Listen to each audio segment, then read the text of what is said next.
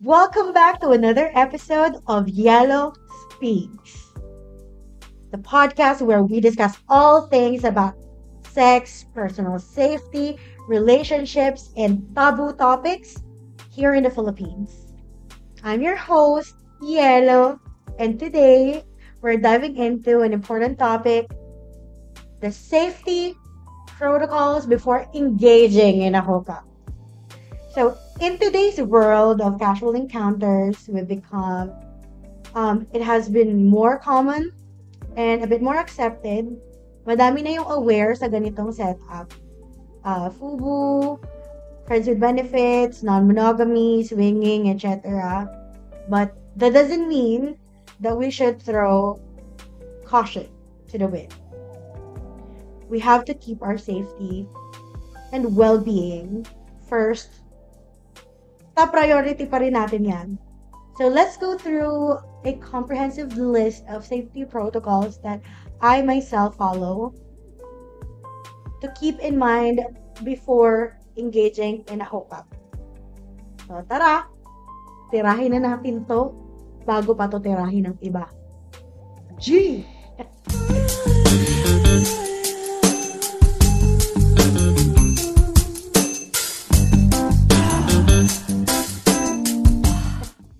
Charep. So, una, you have to meet in a public place first.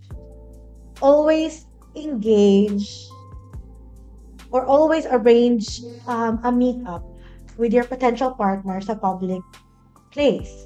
This gives you a chance to assess the situation and your comfort level. Public settings would offer you a more safer environment where you can get to know each other without feeling pressured. Pwede kayong magkape muna, tambay sa fast food, tambay sa park. Park hindi parking lot. Ang car ay hindi public setting. Baka ma-car fan ka. Sabi ko sa'yo, huwag kang dyan. Isa pa, share your location. It's crucial to let a trusted friend know or a family member to know your plans or kahit nasaan ka lang. Ako, I share my location kay A at saka si anak ko. So, yun, shout out! Lagi silang informed if meron akong bagong i-meet. Or, yun, sinishare ko sa kanila yung location ko via phone. So, mag-check-in ka din sa kanila throughout the meetup para alam nila kung ano nangyayari sa'yo.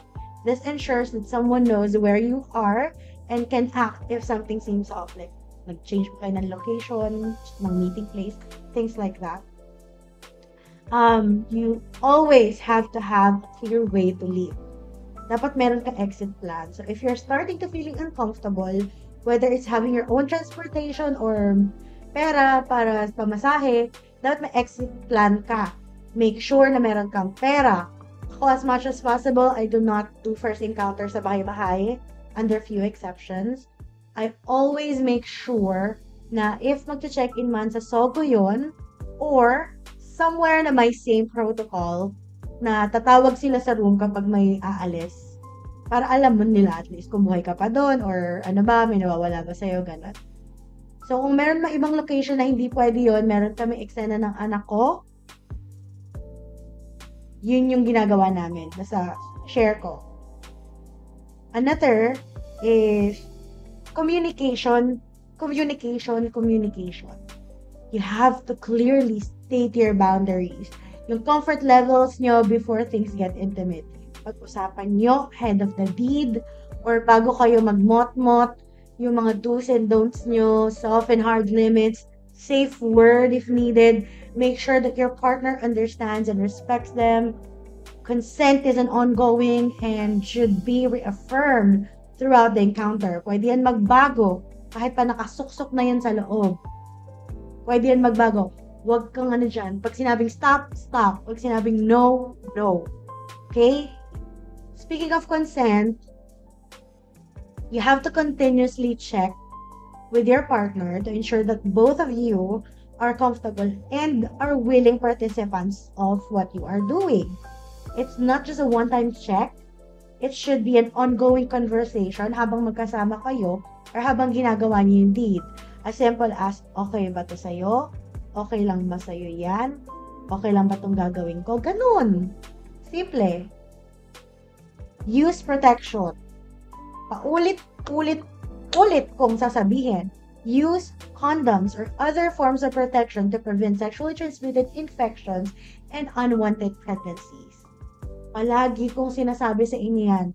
It's a good idea to bring your own protection to make sure it's readily available. Like, I do, meron na ako laging condom and lube para di makapagdahilan yung tao na walang condom.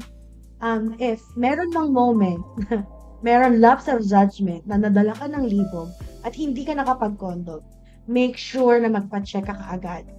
Do an STD screening within the next days or weeks before jumping into a new partner. Or, kasi, merong mga STIs or STDs na walang symptoms. So, just to be sure, get checked. Get checked. Staying sober. Keeping a clear head. Avoid excessive alcohol, drugs, trees that could impair your judgment. Kasi ayaw natin mapunta sa isang sitwasyon na pagsisisihan natin sa huli.